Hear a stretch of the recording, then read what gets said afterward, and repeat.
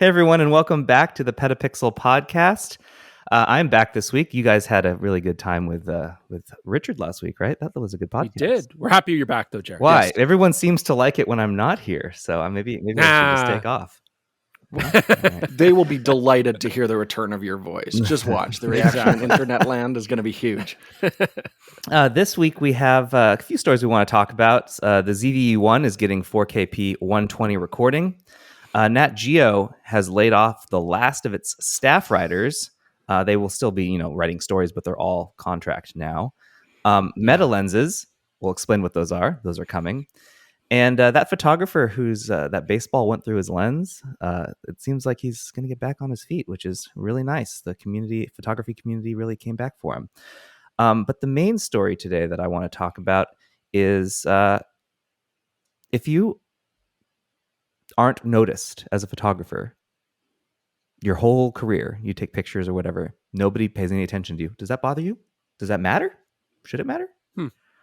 And lastly, Chris, I don't know about this, but you are very wrong about your opinion of Sony versus Nikon. No, I'm not. So I'm wrong? ready to lay down. I am not wrong about my opinion. Yeah, we're going to get to that. I can't wait.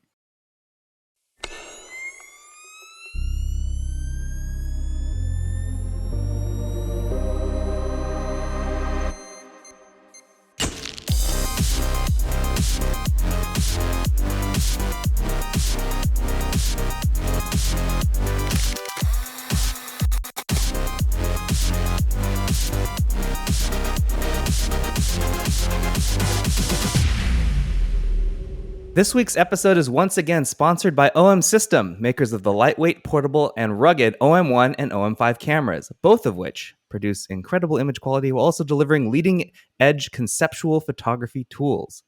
PetaPixel's travel editor Michael Bonacore recently checked off a bucket list photography trip when he visited the Galapagos Islands with OM System and Lindblad Expedition. OM System has partnered with Lindblad Expeditions to provide expedition guests with access to the use of OM System's best-in-class cameras and lenses while on board a number of Lindblad ships as they explore the most photogenic and adventurous places on Earth.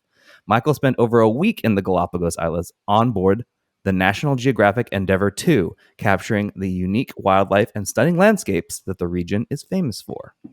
Storytelling was Michael's main focus on the trip, and the lightweight portability of the rugged OM1 allowed him to easily maneuver while documenting his bucket list adventure without sacrificing image quality. And now we're going to take a look at some of his pictures. Let me bring that up. Yeah, photos. Photos. Show me photos. I want to see. You know what? I miss Michael. I haven't seen Michael Bonacore in like a decade. When was the last time you saw him? He's got some of the best facial hair you'll ever find. I really like his voice. His voice is photos great voice. of his facial hair here. Oh no, it's animals. Cool. So I'm going to go through some of his pictures. You guys can take a look at them. This honestly was probably one of my bucket list items too. I'm probably never going to get there, but maybe someday. The Galapagos would be great. But like it would be super neat to go. Look at that. Very nice. Blue-footed. Is that a blue-footed booby? Nice boobies. So yeah, I mean, this is what the OM cameras are really good at, though, right? Is like capturing those moments, good animal detect. I love the fact that you can go travel with like long telephotos, but they're not big and heavy. Right. So if you are on foot, which you are with the Galapagos, right? Like you're walking over rough terrain, it's ideal for that kind of stuff. Unless you got like 120-4, which is a big lens, but the reach on that thing is just bananas. Oh, like that would be incredible for that. Yeah. Yeah. People complain, or I don't know if complain's the right word, but they people who haven't shot with micro four thirds will say like, well, the sensor's so small. How are you getting background defocus? Yeah. I'm not seeing that problem here. No, you totally get nice shallow depth of field. And honestly, for wildlife, I personally I get you want the background soft. Like that's a good example where the background's like got a nice softness to it. But I still like a bit of depth of field shooting wildlife just to have that safety blanket, so to speak, or, rarely do you get animals on the exact same parallel plane. So I do like often having a little bit more. That's a great shot. Yeah. I mean, I don't personally want the background also completely blown out. No, especially when you're in the Galapagos. Yeah, you want some an amazing context. place. You want to show that you're actually in the space.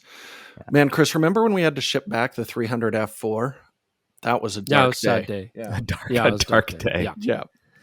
So Anyway, these are some really cool pictures. You can actually see all of them. You can read the story and see the photos from Michael's trip to the Galapagos Island with OM System and Lindblad Expeditions by visiting the link in the description below, and learn more about the incredible line of OM System cameras and the highly respected M Zuiko lens series by visiting explore.omsystem.com. Thanks again to OM System for sponsoring the podcast. And lovely work, Michael.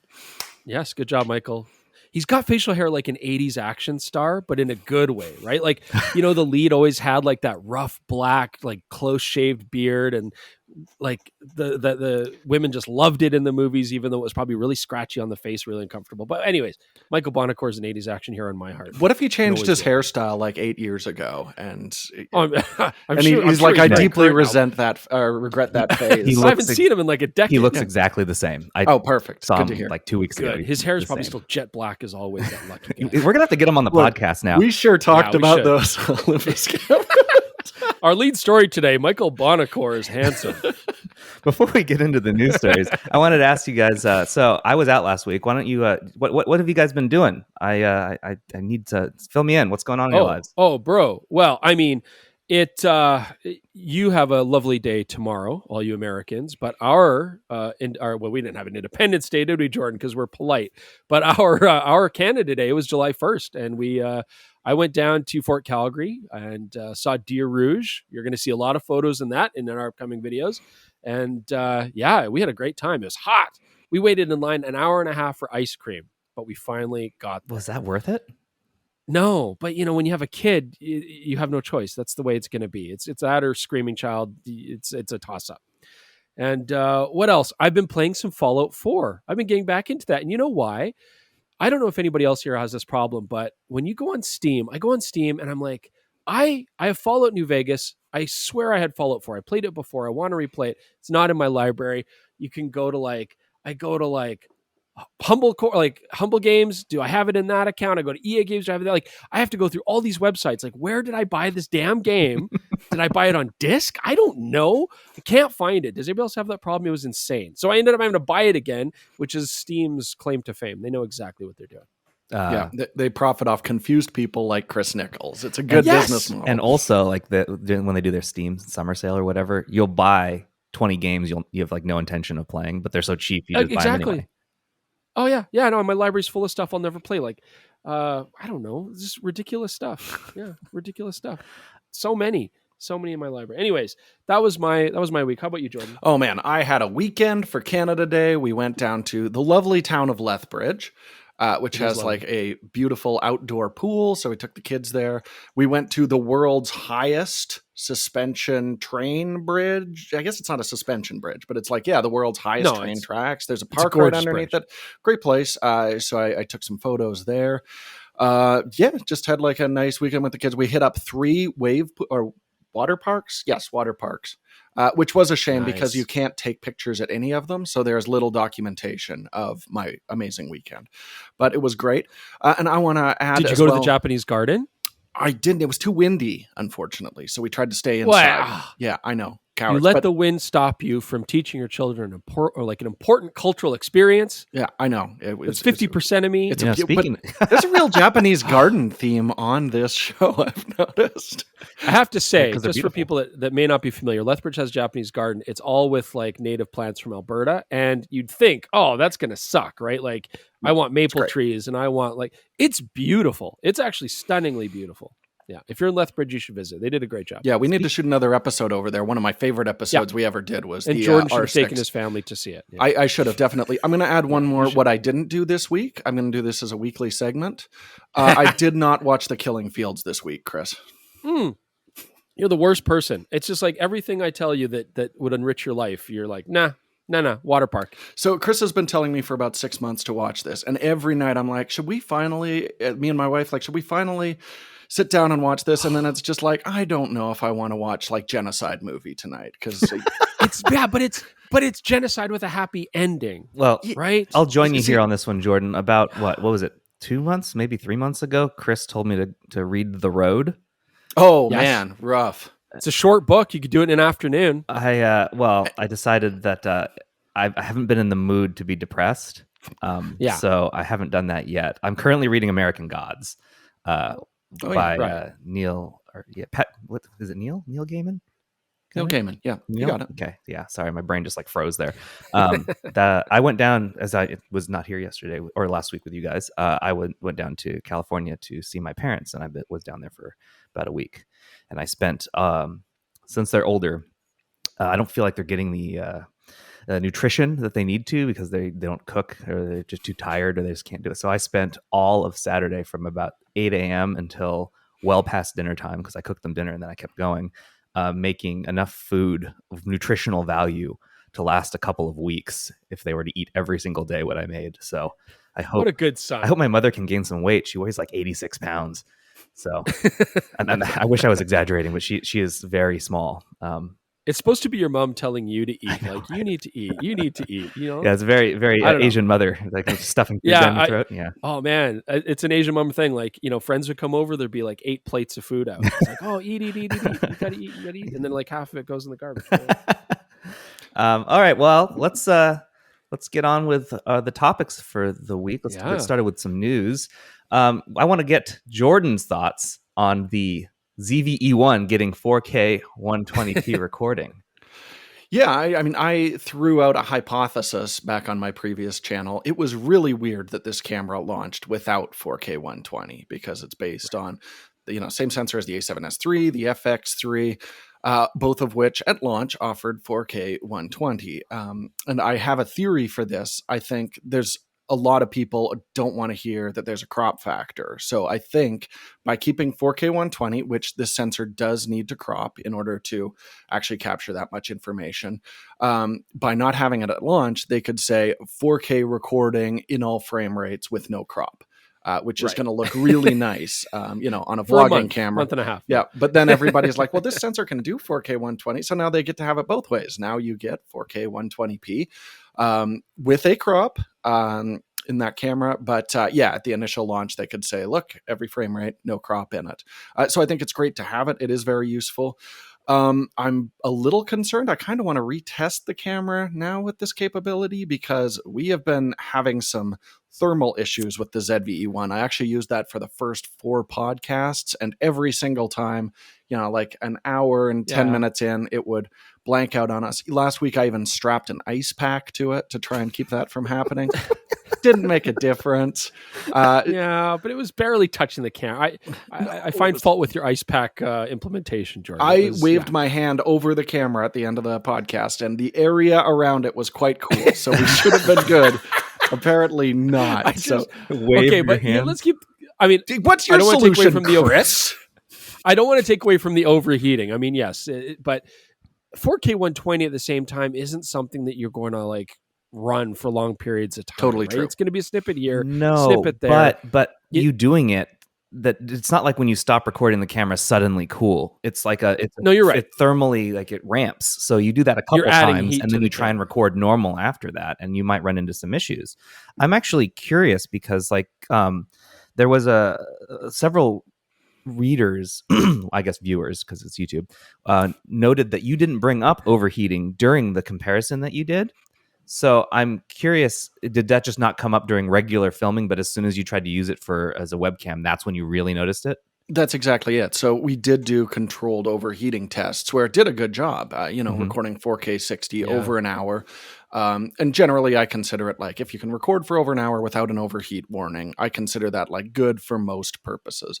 The crazy thing about that camera is it seems to be still reading out the whole sensor. If you're using it as a 1080p webcam device, which is nice, it means your 1080p quality is going to be good. But right. I mean, that thing is excessive. Yeah, it's cooking. And I think it's something I wouldn't have thought, streaming 1080 would be a real issue. But then I've actually tried a couple other Sony cameras since then, and it seems like they're all doing that. So it's just something to be aware. Right. It's funny that you brought up, or I brought up Lethbridge earlier because I was thinking about, remember when we were there, Chris, with the, I was shooting on the R5 and there were the birds at the Japanese gardens. And I was like, is this worth the roll of the dice to shoot the 4K 120 on that camera? Because I'm dropping like 5 minutes out of my potential record time before it overheated. And that camera, we you got would like get 25 half minutes. an hour here. Yeah. Yeah, we get 25 minutes there, and we'd have to like budget our time, turn off the Oh, camera. this was pull the R5? battery. Yeah, R5 Canon right at R5 launch. back when in it was the- brutal. before the before the firmware firmware updates. updates. Yeah, Yeah, so before the firmware I had a similar But yeah. experience. I was just shooting in my office. I needed to shoot some video of a television because I do sometimes I do TV reviews. And this was even before I think I joined PetaPixel, and I could not get through B-roll of a television in an office before that camera was like, nah, brah. But then I remembered that there was an upgrade, and as soon as I upgraded the firmware, it's fine, works great now. It was usable. Yeah. It still wasn't perfect, but it was usable. Yeah. But yeah, man, that camera got a lot of flack. Like It's very hot. it just became deservedly the butt of so, every I hot think. joke. Yeah, if you can't record B-roll in a controlled environment that takes less than half an hour to do, and you're not constantly recording the whole time, that's a problem. Well, and I Now, Jordan remember does have a Canon EOS R5 positioned right under the ZV-E1 during the podcast. that and must it's have running. been what the problem was. The simultaneously. heat And was heat goes rising up. from the R5 Yes. up into the ZV-E1. That's what I don't it know was. why you put that. I Camera like right a under your stack ZV-E1. of cameras in front of me. It makes me feel powerful, Chris. Yeah, I'm sorry, everybody. I'm sorry for Jordan's incompetence. It was completely incompetent. For what it's worth, what I've been using successfully for a while now is I have the original EOS R as my camera, and that just because there was nothing hot about that camera at all. I think I look great. I don't know. No, you look great. No, I'm just kidding. But that manual function button, I'll never. Oh, I don't have to touch it. Never forgive them. Yeah. Never forgive them. All right. Well, moving on. National Geographic. Congratulations, Sony fans. National Geographic has laid off its last staff writers, which is sad to see. They still have, I don't know how they deal with photography. I think all their photographers are contract based anyway. They send them out for specific projects, or people submit projects, and that's how they get stories. But National Geographic used to have like a staff of writers who would work the I was gonna say paper, the magazine, and magazines just aren't doing so hot. And I think it's also because it's a Disney owned property. I don't know if everyone knows that, but it is Disney does own them. Acquisition. Speaking of which, Disney did some ESPN cutoffs or layoffs this past weekend too. So like, Yikes. Some big names at ESPN are now gone. So it's just National Geographic. We always think about the photography, right? I mean, that was always the classic thing. But I think the key thing, actually, the writing maybe was underappreciated by a lot of people, right? It was beautiful. Like I'm talking classic National Geographic, but the whole beautiful thing about it was that synergy of the photos with the story being written. It was rarely by the same person, right? Like it was always a collaboration between the writer and the photographer on site. And like they were beautiful. And the writing is really what fleshed out the stories. I mean, the photos are what kind of like won you over, draw you in, like captured you. But it was the writing that was really the main story. You learn so much about the world, right?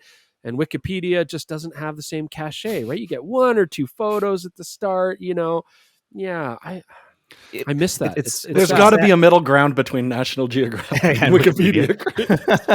Yeah, it's PetaPixel. Yeah, we try. Like we do have staff writers and whatnot. So I mean, we have staff writers. Our best. Yeah, I mean, we do what we can. I understand. Like for as sad as it is, I get it. It's hard to. And then I think the other thing about National Geographic too is it's not free. You can't just go read stuff on the website even. Like it's still like, because they need to pay to do the stuff that they do. And just the way that the internet has changed the way people view content, nobody wants to pay for content anymore. It's just expected to be free. Yeah, I'd be really curious about like the experience of photographers. Did they have we know some, we could certainly ask them. Did they have like, oh, this writer, they're my guy? I wonder if there were those teams where they would send, a writer out or a photographer out into the field, and they were working very closely with that writer. That's going to be something, especially if they develop a relationship over years, where if you've gone to like, a freelance writer, freelance photographer, I think it's going to be a little bit more difficult to build those kind of things. Yeah. And I do think so much of what we thought was so powerful about National Geographic photography is that they gave you context. You'd never just go to a museum and see a photographic exhibit where it's just like, pictures with nothing about the photographer. You need that information to let you know exactly what's happening, why this image is powerful. Without that, you do lose a lot of it. So yeah, it's a shame. Sorry, Chris, I cut you off there. No, you didn't. No, I'm going to say an old man thing here, and I don't You do every mean week. this in any way. Yeah, I don't mean this in any way as like a knock against the younger generation. I'm curious, as an older person who grew up with National Geographic, I can't speak to this because my experiences, I remember it fondly. But did National Geographic even win over younger audiences? Like what I remember of National Geographic in recent history, maybe it's with the Disney acquisition, is like my daughter would get little like project books and stuff that said National Geographic, right? And there'd be like clues and games and stuff in there, but it didn't draw people in. And I don't know if younger generations even got to have the experience that we had with National Geographic. In which case, like, yeah, it's tough to see one of these bastions of photojournalism disappear, but at the same time, if you can't win over the audiences, that's natural selection, right? That's the way it goes. Wow, Well, I look think- at that drawing I think- National Geographic natural selection because that's wildlife. Hey, right? I mean, we could speak to this. Galapagos, Darwinian, Michael Bonacore, his beard. It's just, it goes on and on. You were saying, Jordan? I was just going to say, Survival we of the can fittest actually beard. kind of speak to kind of the shift with National Geographic, because a long time ago, we actually shot a pilot for a TV show back when we were at the camera store with the Really? intention of pitching. Yeah, Yeah. it was like a photography TV show. And we're like, this is perfect. There's a National Geographic channel. Let's go talk to them about this. And they were immediately disinterested. This is right after the Fox acquisition, I believe. It was pre-Disney. But they were like, look, we're really changing. Like, our emphasis is not exploration and photography. They're like, we are trying to appeal to dads when they're done a hard day's work. Like, we're looking for like shifting towards that ice road truckers kind of thing. And it really did go in that direction, I remember, for a little while there. So they were, Disney certainly is not helping this brand. I mean, they're just butchering everything that doesn't have superheroes in it right now. But, it was already, I would say, in a bit of a decline where the photography was one of the primary emphasis of the brand. Like, my kid and I went to an amazing National Geographic presentation with an engineer who built stuff for NASA. But again, I don't think they really showed even many photos, a few maybe from the probe there. But, it does seem like they're shifting away from the photography being the core, what you think of when you think of National Geographic. We have at PetaPixel has a pretty good relationship with National Geographic as a brand. We work with NatGeo editors regularly. And part of our goal with that is to show more photos from the people that are doing photo projects. I want to be able to do this at least once a month. And I think that there's challenges with that. Like, how many times are the photographers who do these projects? They take a bunch of photos, but not all of them make it into the magazine article or the online article. And then so working with them to get those pictures and actually trying to coordinate among them and National Geographic and us, it's hard. It can be tough to get all of that together at once. We have done several projects before. I'll put a link in the description to some of the NatGeo stories we've done in the past, because I'm really happy with those, because we did do deeper dives on like how that stuff happened. And we're currently working with NatGeo like right now to do that some more. And I'm hoping we can maybe turn that around, because I think the national, like the sentiments that you were saying, Jordan, I think that we can hopefully turn that around, because I think National Geographic, the people who are there, do care now, and they do have a strong emphasis on conservation as well. They really, really want to focus on that, and photography is really important in conservation. So I would like. I want to see if what would happen. We come back in a few months and we get a couple more of these stories done, and hopefully we can start to change some of that idea that maybe they aren't doing as much as they should. Maybe we can all work together to do more, because I think they have the desire to. It's just a matter of like if they can, and if they're getting the support from their ownership.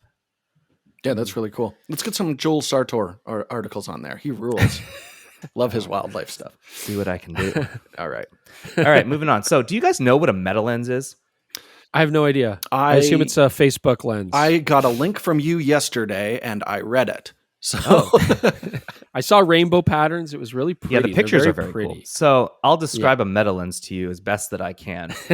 Chris, typical lenses use glass optics arranged in a certain format to refract the light towards the sensor. Is that refract might not even be the right word, but I just cracked them open to set ants on fire. Okay. I don't know. I don't get any of this science stuff you're talking about. Anyway, so those usually require some size. They need to be larger because the elements need to be protruding forward, and there's usually a lot of them. A meta lens uses microscopic surfaces on the same point that it captures the image, so on the sensor itself, to actually capture light. So you can compress, the idea is anyway, you can compress a whole lens into a flat surface, a meta surface, and the meta is multiple bits of surfaces microscopically on the surface. These have been researched for a while, but the quality that they could produce was bad for a while. They are getting better, and the hope is that they can produce a meta lens soon that they can put into a smartphone so that you can actually have a thinner, less protrusive device. That's the goal here. There's just no replacement for displacement. You said that last week, and I know. It's so true. I don't think. Did you just make that up? I'd really want to know where that came from. He's been saying this. It's a classic muscle car thing. It's amazing. Anyways, it's like,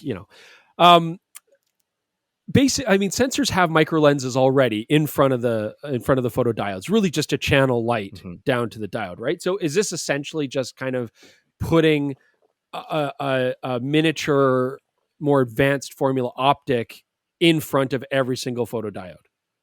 Like, if you had a 6 megapixel sensor, you basically have 6 million lenses that are all tiny, one in front of each photodiode. That's the idea. Similar, but it's not a lens in the traditional sense because it's not using optics the same way, but it is bouncing light off of different edges microscopically that it can then interpolate as an image. As you might expect, this doesn't result in very good resolution yet. But in just the last 3 years that I've been paying attention to it, we went from blurry black and white to I can actually tell that's a bouquet of flowers now, and it's in color. Right. So we are moving in that direction. And so the reason I bring this up is Metalenses, not with an S, but with a Z, Metalenses. Of course. They are actually going into mass production of their meta surface, which is capable of doing this.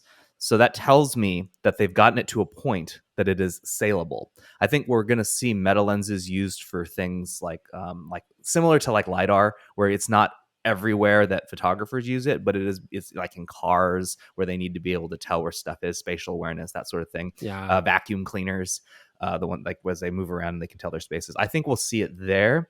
And maybe if they can really advance the tech more, we'll actually start to see it in image making tools. I mean, it would make a lot of sense for, AR stuff. Not so much AR, but if you want to wear glasses with a camera that's not gigantic, right? Yeah. Or security systems. I think security is another one. I think the best case for these is they're there to assist a mainline camera system.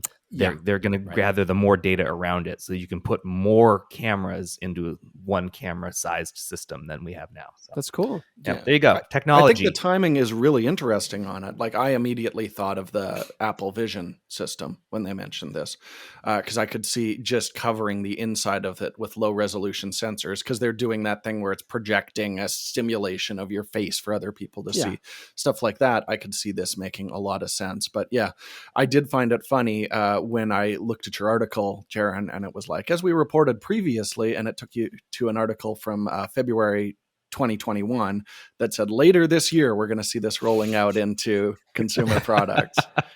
So, I mean, I'm not holding my breath, but yeah, if they say they're really ramping up production, then hopefully we'll see this in some stuff soon. It's cool. You don't ramp up production unless you got a buyer. Right. So it did take a while. Longer than they anticipated, 2 years longer, but they've got it to a point where somebody wants to buy it. So, all right, a last news story. It's a feel-good story of the week. The photographer who, it was like 2 weeks ago now, he had his $12,000 Sony G Master telephoto shattered by a foul ball that hit the front element at 104 miles per hour. He has gotten a lot of support. Looks like he's gonna get his lens back. Is that funny? Yeah, I thought. Didn't he have insurance though? I assume he had insurance, right? I mean, you insure 12,000. I mean, he's a working I don't. Yeah, but now he doesn't have to pay the deductible. How much does that rule? I guess right? So I guess so. Yeah, I thought it was cool. Like, and immediately when the story came out, there was crowdfunding support for him, and then Sony stepped it up to another level past that, and they're gonna replace the lens for him. So. Yeah, I guess just get your face out there. Make that. Everybody's seen the picture of him looking sheepish, looking over at the camera from the broadcast. that worked apparently. So that's great. I'm getting word from our producer that he did not have insurance. He couldn't afford it, which, there you go. Not crazy. Photographers don't make a ton of money. No, that's true. He probably still should have found a way to insure. I don't know. Like, I don't think it's that expensive. Maybe he was trying to go through his actual insurance provider. Right. But there are some camera specific insurers that I don't think are crazy expensive. No, I mean, I've got a pretty expensive rider for all of the YouTube stuff. And it's not, I'm not going to throw numbers out there, but it's manageable for sure. At the same time, it's nice. I mean, if you want to put out the story and people are like, hey, I want to help that guy out, that's great. Yeah. And if anybody out there is interested, I bought these really nice copper cups to make Moscow mules, and I left them at our good friend Levi Hallwell's house, and I've just kind of left them there now, and I don't think I'm going to get them back. So, I'm just sitting here without my copper cups, and you can't make a Moscow mule without a copper cup. So you want to crowdfund Moscow mule cups? Yeah, I'm just I'm just this is the person I hitched my wagon to, Jaron. I'm just really sad about it. I just shaking my head at him. I've got because Jaron also feels the pain. He's like, "That's so sad. That's such a sad not why I'm story." shaking my head. Okay. Well, didn't the baseball club do anything? I don't know. A baseball club. I thought they would maybe do something. So Sony has done this a couple of times, and I'm sure I'm going to get called a Sony shill for this because I'm about to say something nice about Sony. But I know. Don't do it, like. Jaron. But Sony will regularly see situations like this, and their PR is pretty good. They got out there and they're going to help. So I think they said that they would, whatever his crowdfunding raise, that's what they'd charge for the replacement. And there you go. In the meantime, they sent him one to borrow from their professional services for as long as he needed. So nice. This doesn't cost Sony much of anything, really. No. And they get a lot of positive press out of it. A lot of good job. And that's really what PR is designed to do. So I think there you go. I can't help but say, good job, Sony. That's what you should do. Every company should do this as soon as they see something like it. So, I think they really want to be known now in the sports photography world. That's something they've been working at breaking into, and now actually quite successfully for a while now. But they want those Sony lenses on the sidelines. That's very important to their branding. So I think it makes sense to keep this guy out there with a big, very attention-grabbing Sony lens. It's a good call. Especially now that Nikon is producing a lot of big lenses and the cameras that can actually support those big lenses. Sony really should try. They're going to try harder to make sure that everyone remembers that they're a big deal still. Yep. Yeah. And their 4 and 6 are stunning lenses. We never got to review their 600, but the 400 we did. It's incredible. Jordan, I'm digging your it's like a very romantic, moody background light you got going on there. It's kind of like a warm glow of a fireplace, as the sun goes down over the cabin. That's what it makes me feel.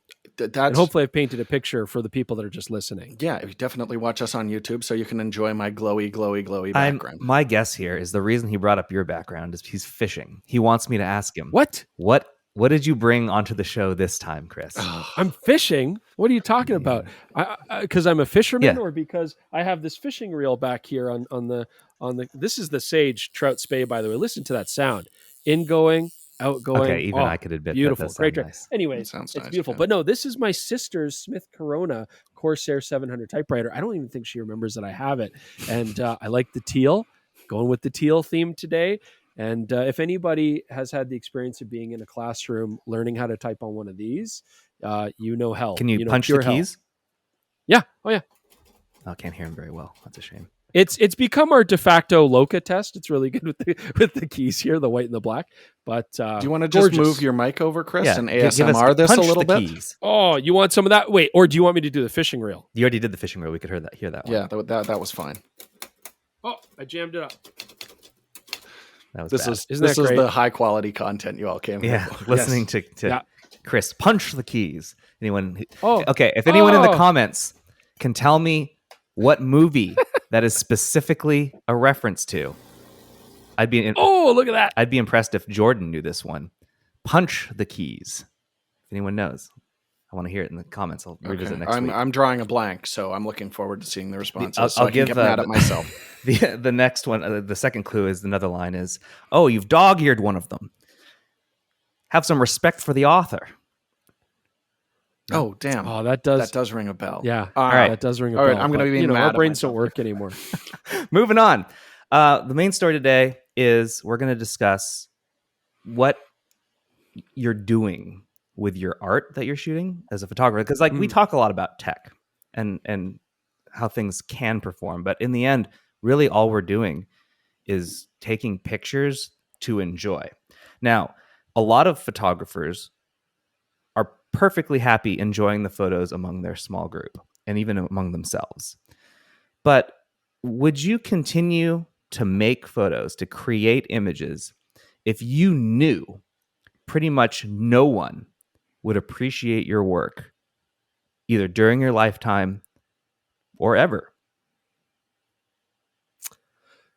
This it is interesting. I again, like all photography, I would say it really does depend. But what I have noticed, on Instagram, one of the best things is obviously people follow from the show, and I get a lot of nice DMs, much nicer than the comments that I get on our YouTube channel. And We'll get there. a lot of these DMs are just like, oh, I really appreciate, like, you taught me a lot. And I learned so much from you, and you inspired me to do photography. And those are amazing things to hear from people. And it's neat to see how many people are using photography honestly as a way just to, like, not cope, but to sort of have the bravery to put themselves out there, like go out and shoot on the street and maybe like force themselves to interact with their fellow humans and take photos of them and have to engage and even just, get their mind off of stuff. And so in that regard, I would say I can't say if those people have, concepts of grandeur where they're become like famous photographers. I don't know if that's even what they want, but what I do find so interesting is that people use photography, I think the majority, for mental health and for personal fulfillment or for dealing with issues. And I think that's beautiful. And I would assume that those people don't really care, if it's going to lead them to fame or anything like that. In fact, if anything, that might be counterproductive to what they're actually trying to achieve by doing photography in the first place.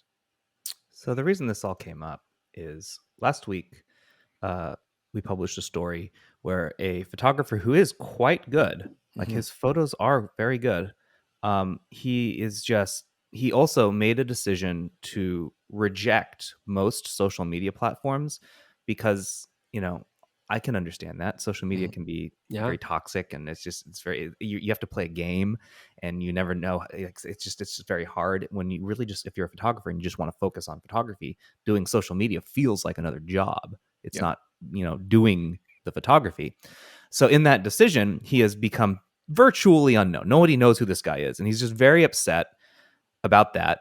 And he just decided, maybe I'll just stop taking pictures. And look, you can argue, well, you sort of did this yourself. You chose not to put your work out there like that. But there have, and the PetaPixels, one of our editors, pointed out that there have been numerous artists across different fields who have gone their whole lives completely unappreciated, and only after they're gone, their work is noticed. For example, Vincent van Gogh is probably the most famous of these types.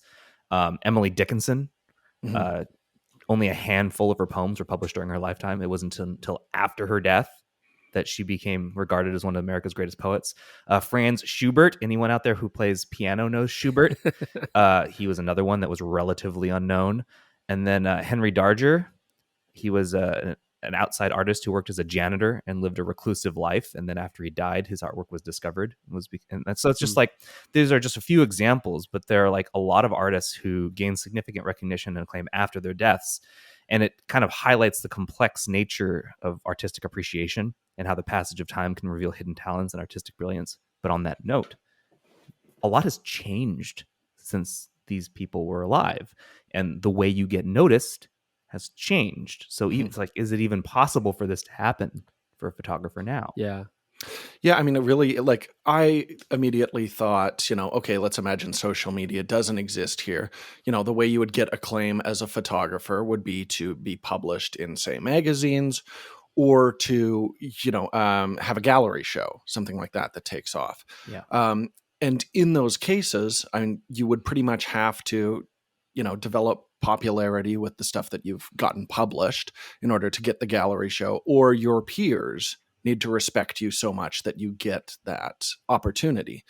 And that's where things are really tricky. I do think like Instagram is a wonderful tool for interacting with your peers and showing them what you're capable of. I can think of a bunch of people who are, I would argue, way too talented to be on Instagram. Some would say fishing for compliments, but it's a way of, showing your work to the widest possible audience. Like, I'm sure if you could have a traveling gallery show, a lot of photographers would do that. But the simple truth is it's going to be in one location for a short period of time, and not many people are going to be able to see it. So I do understand, the appeal of that for social media, but also, you're making a choice. If you don't want to put your work on there, a smaller audience is going to see it. And yeah, you're not going to become as famous as if more people were seeing your work. And yeah, people should read the article because it is really it's beautiful photography, but he's choosing to narrow down his audience. So on that hand, I don't think you can complain about it that much. But I guess you could also look at it in a cynical way and say, but now this person is getting their name out there by making a story about the fact that they don't want to get their name out there. And now people are going to see this and be like, oh, maybe sometimes it's a play to go against the grain and be the person. Be like, oh, I like this person because they're against the grain. They're against the system. They're, and that's why I'm going to follow them. And that's why we should uplift these people. Yeah. I've been thinking about quite a bit, for many years, getting into any art form and how you get well known. And although social media has changed, obviously, the game, and YouTube has become like the ultimate public broadcasting system, I don't feel like it's that different from how it used to be.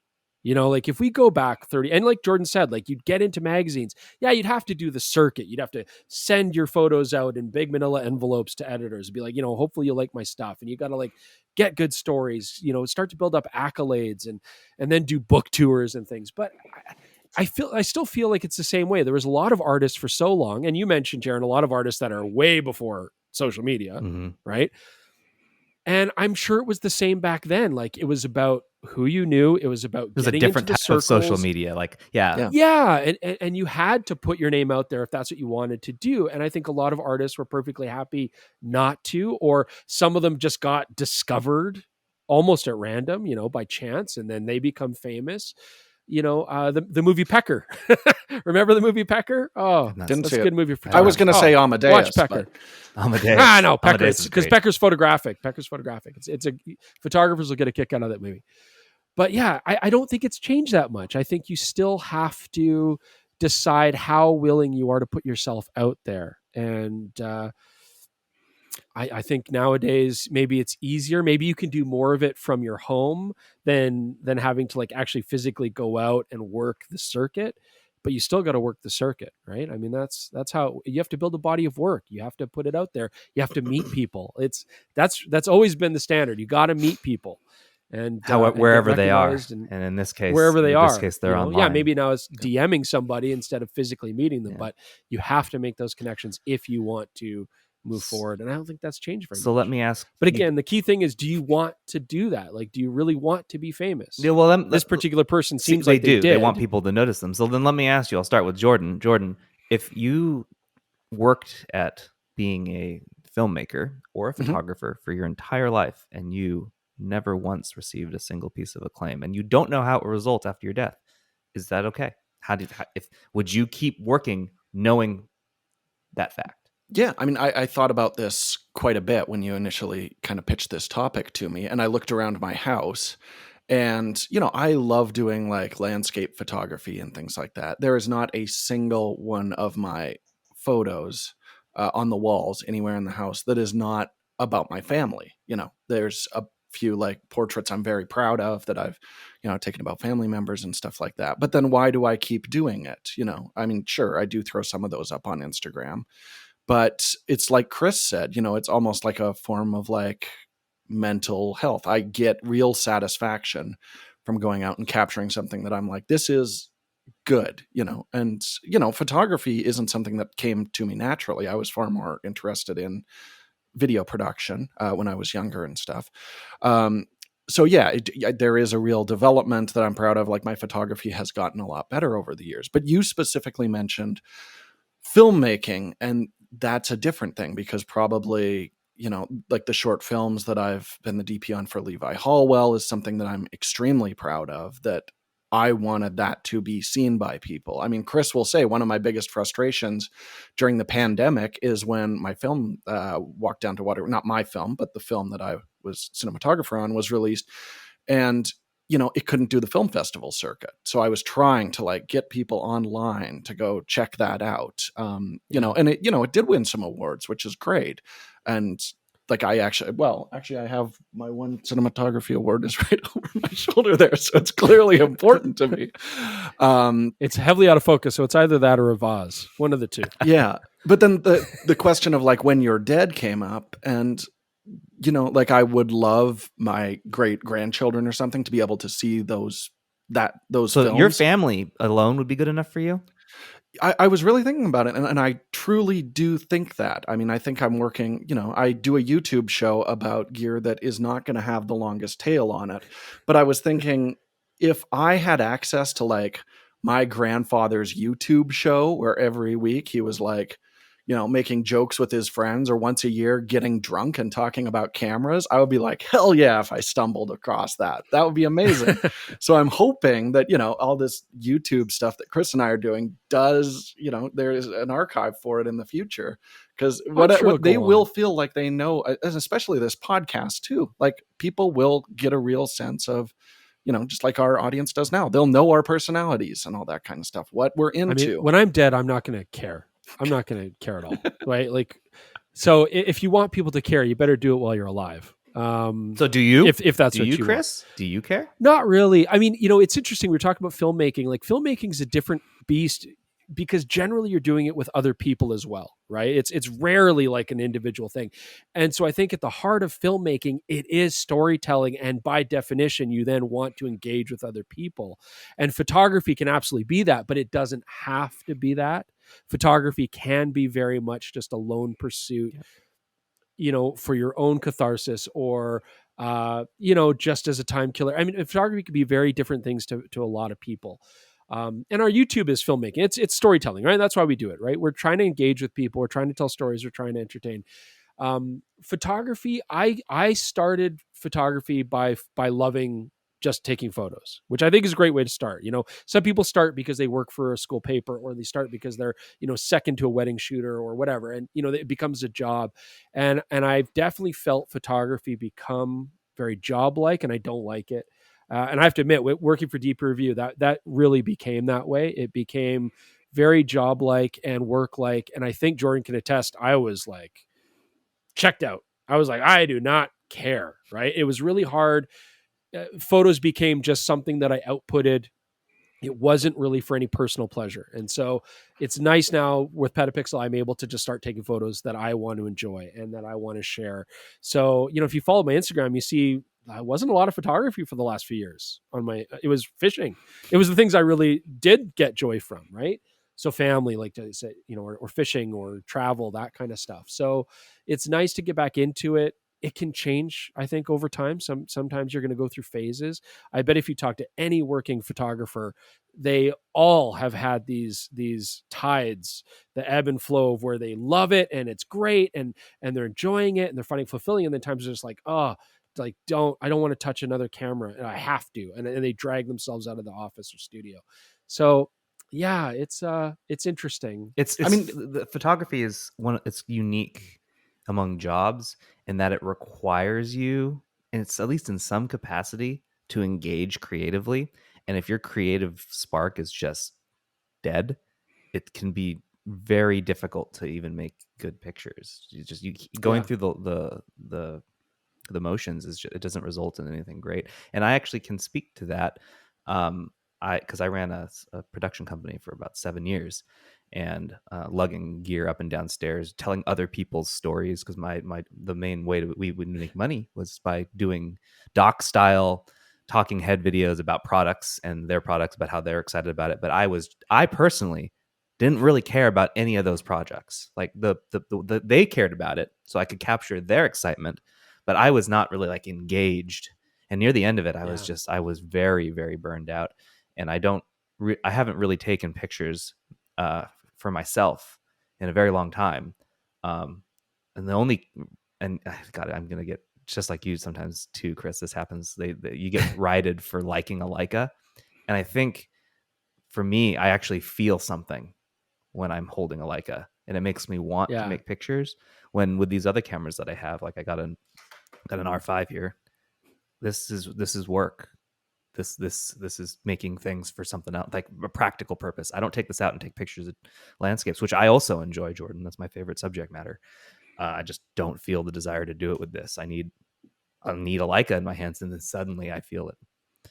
Right. I mean, I can say for Chris, because I've certainly watched him, through the years, we can't really talk to it yet, but we did a documentary project for PetaPixel that was completely different from anything that he had done before. And it was really cool for me to see him, seeming very inspired. Yeah. And like really, excited about an idea or watching things. And that was filmmaking, just for clarity. That was filmmaking. That wasn't photography so much. Yeah. We're still waiting to publish that. It'll be a couple more months, I think.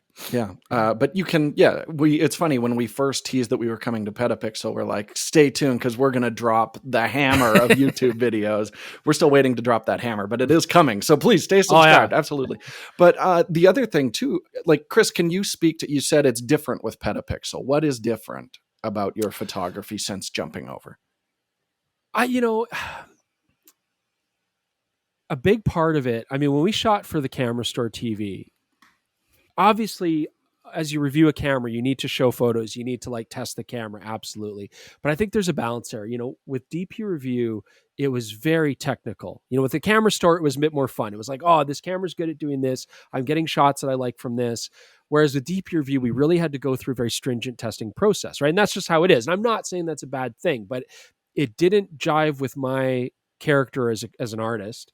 And so I really had to shut that artistic side off in a lot of ways, because you're doing things like, let's shoot everything at every single ISO. We got to test all of the different characteristics for, lenses and all their faults and all their quirks and stuff like that. And we have to like make sure that we're shooting everything perfectly in focus, everything perfectly sharp, or it's out the garbage, and, test all the white balance. I mean, it just became so much technical minutia. And I get that that's important and that's a part of it, but man, like nothing will kill your joy more than just, like how many photographers go out and you're looking at a photo and you're thinking like, oh, like, do I have every setting right? Am I electronic shutter off? Like, what ISO, what aperture, is this exactly what I need to show it? Am I getting diffraction?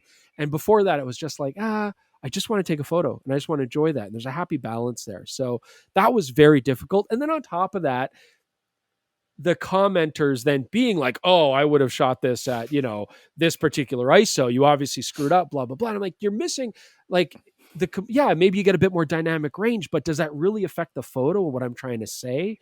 So it really became less about what I'm trying to say and more just about what I'm trying to document, if that makes sense. And I don't want to just document. So there's a happy balance. I think that balance is back. I have to find that balance again. It's coming back. We'll see. But yeah, it's an interesting thing. I'm not complaining. I love my job. It's just creatively, you're allowed to then be like, oh yeah, you know what? It's not bringing me the joy that it used to in a way. Regardless, I think one of the most important things to remember about photography, and I'm sure it applies to other art forms as well, is as technical as we make it now, it obviously is very deeply tied to people's souls and their emotional state and what's going through their head and what kind of stories they want to share. And that will hopefully never go away unless AI kills it. We'll see. But that's such an important part of it, right? Whether you're up or down, whether you're like famous or not, whether you're happy about that or not, photography is still tied deeply to who you are and what you're trying to say. Even the most shy people, there's some, I don't want to like name names, but there's some beautiful stories that I've talked to people and DM people where like photography has let them come to terms with a lot of the stuff they're going through, or it's let them like break out of their shyness. And you know, what's amazing is in a lot of cases, these people are fantastically talented photographers. I'm like, I love all your photos. Like, this is amazing. And they're like, it's hard for me just to go out the door and point this at people. And I'm like, well, good for you for actually like doing that. It shows that you have something in you that wants to engage with your fellow humans in some way. And I think that's beautiful. Sorry, Jordan, go ahead. I was just going to quickly say, I do have like a template for this in my mind, because my grandfather was like constantly painting his entire life. And my grandma, his wife, did not care for the paintings. They were like stuffed in a box in the basement his whole life. But he kept doing it because it was just his way of, like there was a lake that we would go to. He would paint the same scene every year, slight variations of the same thing. And it was something that, it was just very therapeutic for him. But then after he died, we all found the box of paintings, and all the grandkids and great grandkids took a painting. And then we got the rest of it made into a little, like a photo book. My wife did that. And that's like my absolute highest aspiration, is just like, I would love to have, some of these photos, or, maybe I should put these movies on a Blu-ray or something. So there's like a physical version of it for them to find. And just have some way that they can connect to me after I'm gone. I think that's great. It doesn't need to be fame.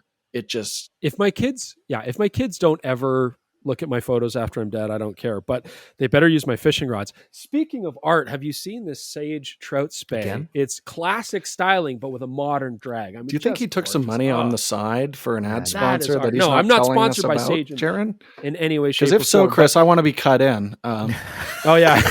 So one thing I do want to mention before we move on to the don't read the comments is Vivian Mayer is an example I want to point to for people to think about.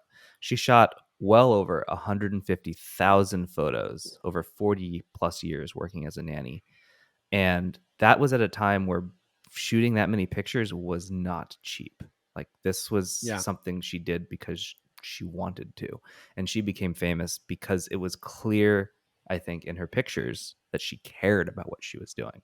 Mm-hmm. So I think if you care about your work and it comes through in your images, I think someone somewhere someday will appreciate that. Especially if you print.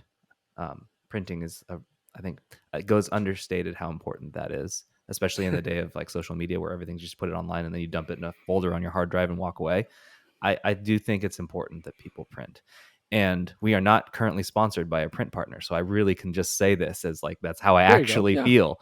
You should try printing and try printing large prints. You were talking about Leica and how it brings you joy, and I'm drinking from a Leica mug, and that means that I obviously hate the Nikon Z8. So okay, excellent segue. Let's get into that. That's his best segue so far. I know that was impressive. That one actually somewhat was related as opposed to just an odd tangent. So we're gonna go into never read the comments, and the first thing I need to point out is in your last video where you compared the Z8 and the Alpha 7 R4 5. Alpha 7 R5. Chris, you're wrong. You've been never more wrong about anything you've ever said when you said that. Wait, are you saying that, or are the people? I don't actually have a dog in this fight. I shoot Canon, so I don't. I already clearly I'm self-deprecating because I shoot Canon. Yeah. But you like the Sony more than the Nikon, and the overwhelming sentiment from people who decided to write a comment was that you were incorrect, you were wrong, and that you are clearly being paid by the Sony lobby to push Sony cameras. I totally am. That's how I bought this Leica mug. It was with Sony dollars. Actually, this is given to me for free. It was a really nice gift from Leica. I appreciate that. So first off, I want to say this. I honestly, if you look at the comments, I don't think it's overwhelming that I'm wrong. There was a lot of comments where it's like, I think it's great, blah, blah. But yeah. There was a noticeable dip in likes. There's a percentage difference. Oh, yeah? Yes. Oh, damn. This is not as liked as your other videos. I guess the first thing I'm going to say is, look, Jordan and I are used to this. I mean, this is part of the game. We're used to it. It's just the way it is. There's a lot of hurt feelings out there, and I really think that's what it's about, is just hurt feelings, right? Yes, Jordan. Okay, so first of all, the Z8 just hit the market, and they're selling truckloads of them. People are very excited about it right now. They just got their brand new Z8. They open up a YouTube video to see their brand new, very exciting camera crush something that came out probably over a year ago at this point. And, they're disappointed when they see that. The Sony people have been shooting with their A7R5s for a long time, and they know that it's a great camera for some types of photography. For sure. There's a lot less buzz about it than the Z8 right now. So I think a lot of it just comes down to the time frame. But as Chris mentioned too, every time we're on a new platform, like I remember camera store days early on, like you guys work in a camera store, you're paid by the companies. Switch over to DP Review. It's like, oh, well, now you guys work for DP Review, so you just have to say nice things about Nikon and Sony now and dunk all over Canon. Yeah. And now we've moved over to PetaPixel and they're like, new rules. Now you guys are total Sony shills and you love Nikon and you hate Canon. No, it's ridiculous. I mean, just to give some context too for people. So we do a side-by-side comparison of these two cameras because they're similar price points. And we do it with a very binary like win-lose kind of format. So autofocus, who wins, who loses, image quality, who wins, who loses, right? And first off, Jordan and I have been doing these for years on DP Review. And we've got the exact same feedback doing it for them. It's like, oh, like you didn't uplift my spirit by choosing the camera that I personally love as the winner, and when you look at the categories, a win-lose kind of scenario obviously is not good for actually saying detail, right? It's accessible. That's why we do it. Of course, it's accessible. But if you actually watch the video during all the categories, I give context for what we're talking about, right? So first off, half the people that are upset are like, I watched it for a few minutes and I couldn't stand it. I unsubscribed. Well, I mean, if you only watch it for a few minutes, then you obviously there are didn't some get people the who context. clearly didn't get to the end. Yeah. No, yeah, you didn't get through it. I mean, a lot of people are saying, oh, you didn't say this. And yeah, I mean, the EVF on the Nikon Z8 is incredible. It's low lag. It's great. That doesn't mean the Sony doesn't have an equally or in some ways better EVF. But yes, for what the Z8 does, the EVF's great. And I absolutely state that. But people are like, oh, not even going to mention the lag-free EVF? I totally mentioned it. I'm going to go on. I'm mad. Like I wrote a whole bunch of responses. You actually have one of our context. most thumbed up comments. We didn't pin it. Totally, it was naturally pushed to the top there. Yeah. Jordan, you were going to say something? So, well, the Sony, I mean, the Sony wins all the categories, right? Most of the categories. But I clearly state at the end, I clearly state in the conclusion, although the Sony won most of the categories, where it won by a slight edge.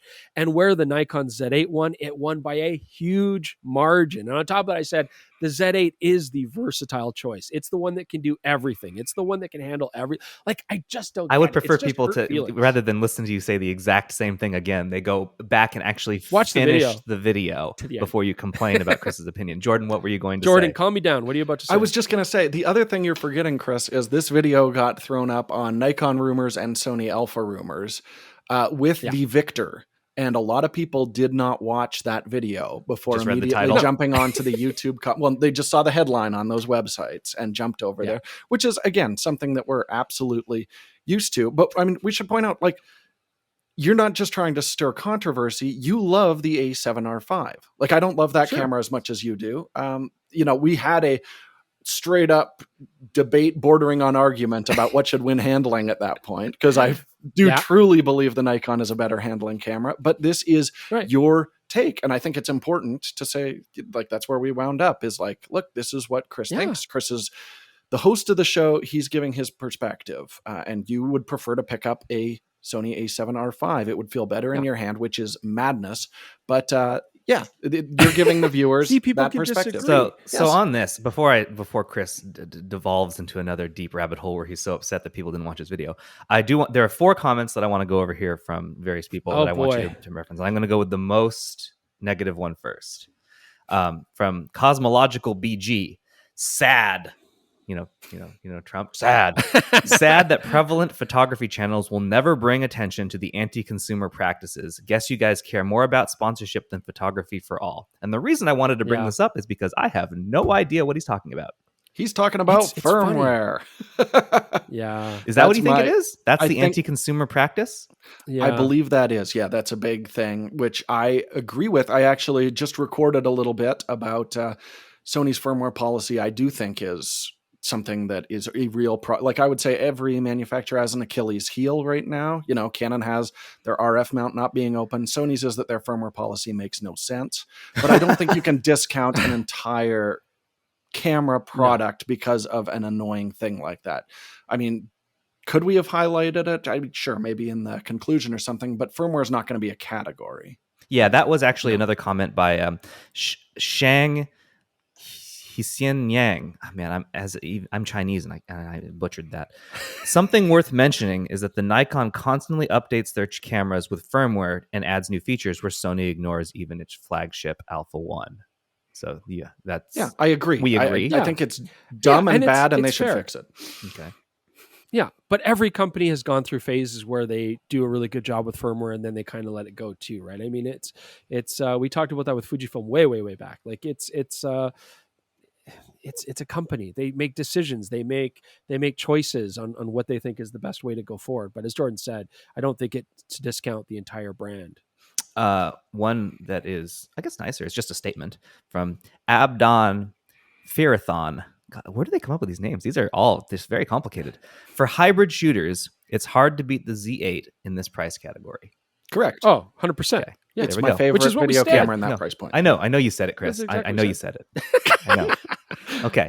The last one here is, and I do think this is interesting because this is a whole separate conversation of how you compare, but they're saying this is a waste of a time comparison between the Z8 and the Alpha 7R5. You should be comparing the Z8 to the Alpha 1. And this is from, this name is actually just letters and numbers, so I'm not going to read it. But what do you think of that? Comparing it instead of to the Alpha 7R5 to the Alpha 1. Is that sure? I mean, it makes sense from a YouTube video to compare, and we've always done it to compare cameras in similar price classes, right? I mean, and if somebody was, obviously a lot of people have Sonys already or they have Nikons already, but if somebody was coming into the game fresh and they're like, I got $4,000 to spend on a body, which one do I get? I think it is actually valid because it really does depend on what kind of photography you want to do. The A7R5 is legitimately better in certain arenas, and the Nikon Z8 is legitimately better in most arenas in comparison. But then why didn't you compare it to the Alpha 1? Is it because price? That's literally it. It's just that's where you draw the lines? And I think, we also stated, and again, I think people need to watch our Nikon Z8 reviews as well, where we're actually very favorable to a fantastic camera. Okay. But Jordan keeps raising his hand.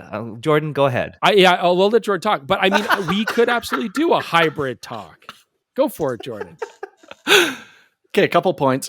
Chris did specifically at the end of his Z8 review say exactly what he's saying right now, which is this camera should really be can be compared to the R3 and A1, which are dramatically more expensive cameras. Yeah. I think that's valid. The other thing to bear in mind is we're not operating in a complete vacuum. Since switching over to PetaPixel, we have done Z9, which has the exact same autofocus and is still priced similar to an A1, against the A1 and the R3. We did a 2-part video series on that, which I think is totally fair. Those are the pro flagship larger bodies. Well, except for the A1, which is still a pretty compact one. But yeah, we have done that in the past. We could absolutely shoot those out together, but then the question would be like, why aren't you comparing it to the Z9, which has the better battery life and is the professional flagship body? I do agree. You can't win either way. Yeah, right? I think to the people who say you should have compared it to the Alpha 1, I disagree. The Z9, God, you got me saying Z. The Z9, yes! As it should be. We're winning. It really should be the one. Your citizenship is in the mail, Jaron. Zed's not dead, baby. Zed's not like dead. The Alpha 1 is the flagship. You compare it to the flagship. The Z8 is not the flagship of the line. The Z9 is. So I understand where these people are coming from. But when you do a comparison, you have to pick the lines, and this is the line you picked, and this is where you went with. This is our battle. Okay. This is the battle we chose. All right, before the vein in Chris's forehead explodes, we're gonna move on to the last two comments. These ones are on the last podcast with you guys and Richard. And GCVRSA says, I have to say the only thing that surprised me about all this is that Amazon didn't go looking for a buyer a long time ago, and I would even add to that, go looking for a buyer end sentence. Because they didn't. They decided that they were just going to close it. They didn't realize that anyone cared, which kind of tells you how out of touch they were with the property they owned. Yeah, exactly. That's what floored me too and was so disappointing is, when I got the word when we were out filming, like, not only are you guys out of work, but we're just throwing everything away. And I think that's why the community was so enraged as well. And again, I have to give, like we've touched on this before, but I got to give big props to the people who did say like, that's it, I'm not buying Amazon, or like I'm willing to build a site to archive everything myself. You know, like the community really stepped up to like work on what they viewed and what I agree was a real injustice, the idea of just throwing that all away. And I'm not going to say Amazon came to their senses. I'm sure they just took a look at the number of times Amazon, DP Review, and Boycott were showing up when they searched for it and said, financially, it makes more sense for us to find a buyer for these guys. But yes, I mean, I'm glad it all worked out that way in the end. But they did put a bunch of people, through a bunch of like Richard, especially horrible, emotional, like, oh, they're throwing away my life's work and now I have to go find a job when everything that I've done for the last 16 years is getting thrown in a dustbin. You know, that sucked. That's very British of you, dustbin. Is that? Dustbin, yeah. Maybe it's Canadian of me. Chris, anything to add? No, not really. I mean, that says it all. But can I do the next one? Because on the same note of DP Review, Question Everything 680 has a comment. He actually starts with a question. Imagine that. Do you guys intend on continuing certain reviews from when you were at DP Review? Most notably, the XH2. We never got to do a final review. And I mean, this is a good point because like Jordan said, we're not in a vacuum. We have a backlog. I mean, people that have watched this for a long time know. I don't know, Jordan. I mean, I think we should definitely. We will if we can find time to do those things, right? Yeah, exactly. Like my first priority with Fujifilm is to get an XS20 video out, which I can say is in Chris's possession right now. It's going to happen, people. So get ready for that. There you go. After that, yes, the XH2 I think is definitely something I would like to revisit because it's a camera with a lot of powerful capabilities, but interesting quirks you need to be aware of. So that is definitely one I'd like to do. But yeah, continuing series from DP Review as well is something that we're going to keep doing. Like we just did the, best lenses in RF mount, and we got a lot of comments like, hey, do one for Sony and do one for Fujifilm. And it's like, we have those, and those videos are actually going to stay around, which is awesome. But we're also going to be doing, we did series of like the best cameras at various prices for landscape photography, street photography. That's a series I really want to continue as well, because I think that's really valuable for people, as well as, my puppets right over there. The puppets are coming back. It's been on the calendar. I've seen it. Yeah. One day. I want to do another stop motion video again soon, now that the things have mixed up again. Every time there's a real mix up in the mirrorless world, I want to make another stop motion video. So that's going to, all that stuff is going to exist going forward if we like it.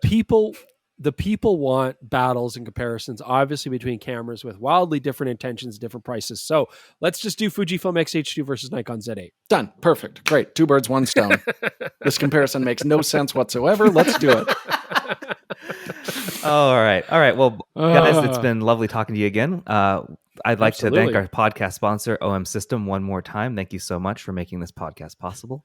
Guys, thanks for joining me again this week. Hopefully the listeners are okay having me here and not Richard's wonderful British accent. Well, we want to have you here, Jaron. It's lovely to see you again this week. Oh, thank you. Thank you so much, guys. All right. Well, thanks everyone for listening, and we'll catch you all next week. And don't forget to watch the entire video. Conclusion, everything, right to the end. Please watch Chris's entire video. He's very upset. Jeez. I'm going to go watch Killing Fields right now. Catch you guys later. Oh, you suck. You're a loss. Bye.